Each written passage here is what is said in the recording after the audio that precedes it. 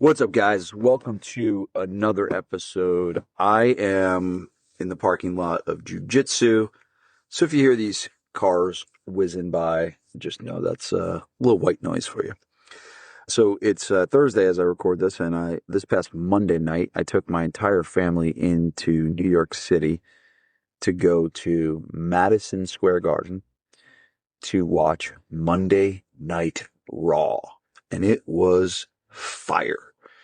Like, if you want to watch a business at the top of their game, like, the WWE is freaking killing it. Like, this was a Monday night thing. Like, they do these shows every Monday night. This is not like one of their main things. This is, they do this every week. And we were like jaw dropped. Vanessa loved it. The girls loved it. They're not like huge wrestling fans, but it was just super entertaining. And the crowd was amazing. Everyone kind of gives wrestling a bad rap, like the people there are thugs and stuff like that. It's like, they were so nice. Like, Joe, these people would walk by, dude. They were selling these legit WWE looking belts that were like, I think they were selling for like $800. And some guy these fans carried them with them through the New York City to go to this Madison Square Garden with a belt. And grown men. And they're walking by, and Joey's looking at the belt with his eyes bugging out of his head. And they kneel down and they hand you, they're like, here, hold it. Take a picture of it. Take it. And there's like, it was amazing. It was super nice. And like, the people behind us were talking, like, it was so cool. But anyway, there's so much to learn about business from what these guys are doing now and in the past. They're doing some cool things now. The big thing they're doing now is like John Cena's last final tour. So now they're like, every arena is sold out because they're marketing it as Cena's last event. They do a brilliant job of promo. Like, while we were there, they were promoting so many other things, like upcoming, Survivor Series, or upcoming this and that. And there was just like tons of ads for different things to help future pace, the next thing you're going to watch or the next thing you're going to go to. And the graphics they used were incredible. The thing about wrestling too, and I remember, if you ever watched the movie Gladiator, they basically, Russell Crowe, or one of the guys, I think it wasn't Russell Crowe, but he goes, win the crowd and you'll win your freedom. And that is what all wrestlers, and I talked to Kurt Angle about this when he was at our event, but all wrestling's job, like the number one job of a wrestler when they go out there, whether they're a heel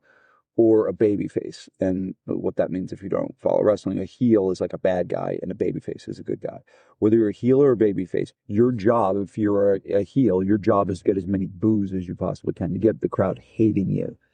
If you're a babyface, your job is to like make that crowd erupt and explode, right? But it's all winning the crowd. And it's like exactly what we need to do in our marketing. It's exactly what we need to do for our members. We need to win the love and affection and trust of our people. And so watching this and watching how they do it and what they do to do it, like, why are some wrestlers like better than others? Like, what is it about The Rock? What was it about Hulk Hogan that made it so much better? That is worth studying big time for you. So even if you don't like wrestling, man, I don't know. I think this is one of the things that if I could teach you one thing to market your gym better, is to, in every buying experience and everything you watch go, you start thinking about where are the connections that I can make from what they're doing to what I can do to improve my business. And that's just how I live. I live with trying to make these connections for, all right, how can I look at this and how can I relate this to what I'm doing and implement it somehow in some way.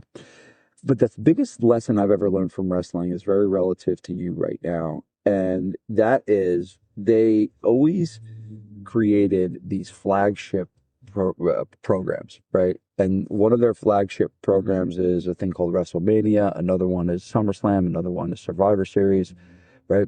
And they've run these programs for the last 40 years. And they do them at specific times of the year. And they, there's a whole campaign around marketing that, but it's like, that's their thing. right? And it's on the calendar and it's never strayed from the calendar. And I think that's the big thing I want you to walk away with today is you're thinking about planning your marketing for the year. And I'm getting ready for our annual planning event on December 12th, and I'm going to be leading our mastermind members through a marketing plan, how to lay out a marketing plan. But the thing I want you to remember is you should not create a marketing plan from scratch, right? And so every year when the WWE lays out their event calendar, they don't need to be like, well, what are we going to do for events? So they're like, oh, no, SummerSlam goes here, Survivor Series goes here, the WrestleMania goes here. And when you sit down and plan your marketing, you need to think, okay, fall promo goes here, winter promo goes here, pre-summer program goes here. Here's what we're going to do to market it. Here's how many weeks we're going to market it in advance. Here's our goal. And starting to think about your marketing with these built-in flagship things that don't really change, that they're just there, right? Now you can try different campaigns, you can try new social media things, you can try new email hooks and all these different things. But man, it is going to save you so much energy and so much time to be able to build a campaign. And I'll use like a January campaign or like a New Year thing, to be able to have that stuff done, to be able to have the emails written and the ads ready. It's like the amount of time that's going to save you. You build it once and then it can be used over and over and over again. It becomes an asset for you instead of you starting from scratch all the time. And so that's what I suggest you do when you sit down to do your marketing calendar. Think about the WWE and it's like, all right, what am I going to repeat from the previous years or last year that worked really well, and starting to, build these things that people look forward to. It's like, when you go to watch, when people go to, back in the day when TV used to be live, right? It'd be like they look forward to their TV show that was on at 8 o'clock every, Monday night, bro. Well, you can create these campaigns where people look forward to it every year that you're going to run it, right? And so that's the big takeaway is start to think about what are the big rocks of your marketing that you're going to do every year, right? And allow those to be like the pillars that you put everything else around it. And maybe you don't get as many clients in the month of October that you did in the month of September because you ran the challenge. Well, that's fine, right? The goal is to get a nice little blitz from people coming off their hiatus for the summer. And that's what you got to really think about. Like there's certain times of the year where people are more likely to do stuff like this. And so that's just what you got to take advantage of. But the real juice comes from creating it, making it great once, and then using it and reusing it over a period of time until it totally stops working. And then you may want to change the time period, the wrapper. All right, that's fine. But until it's proven to you, like obviously WrestleMania works, right? And so run it. I don't know why we do this. I'm guilty of this too. I don't know why we do things and we have success with it. And then we chase another shiny object. So we stop doing that thing and then we start doing another thing. And you come back, you pull your head up a year later. You're like, why the hell did I stop doing that again? We don't know why we do that, but we all do it. So that's it. So I think it's really about finding the big rocks of your marketing. They're pretty much going to be run in the fall. One's going to be one's going to be in January. One's going to be pre-summer, and have these big events where you just run them every year and it's easy for you to implement. It's easy for you to do. I have a really, really good thing rolling right now, and it is my 50 strong program. And it kind of ties right into this concept that I'm teaching you today, but it is everything that I did to market this 50 strong program, which was kind of like this play on 75 hard, right? I did 75 hard, which is Andy Frisella's program. And I realized like, man, my clients need this. And then I said, man, my clients will never do this. So I created 50 strong, which is a little bit of a dumbed down version, but it's just like a change of pace. Instead of a fat loss challenge, it's really this gut punch of a thing. It's hard to do. It's challenging to do, but people really like it because of the challenge from it. It's been a cool thing that we added to our gym. We do it for current members and we do it for non-members. And it's been a really cool thing we've added to our gym. It's been probably our newest challenge. I think it's about 3 or 4 years old. But I packaged it up and gave it to my guys and they loved it and they run it. And for our Black Friday deal, we put everything together. We put the ad copy, the emails, how to run the program. There's a guidebook in there. There's videos from me telling you how to do it.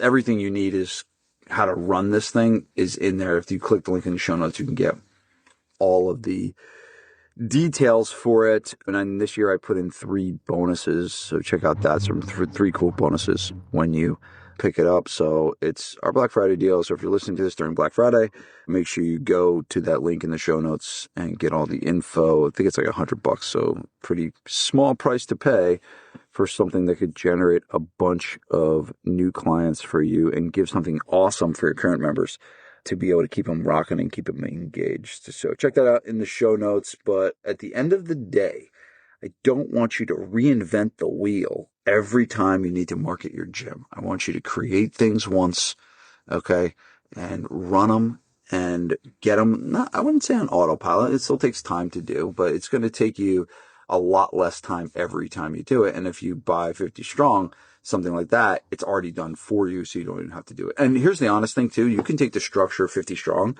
and you can take the same concept and make it for, a fall promo or a pre-summer promo. I didn't even think about this with chat, right? But you could literally take my stuff, put it into chat and say, hey, create me a pre-summer program based on this concept, right?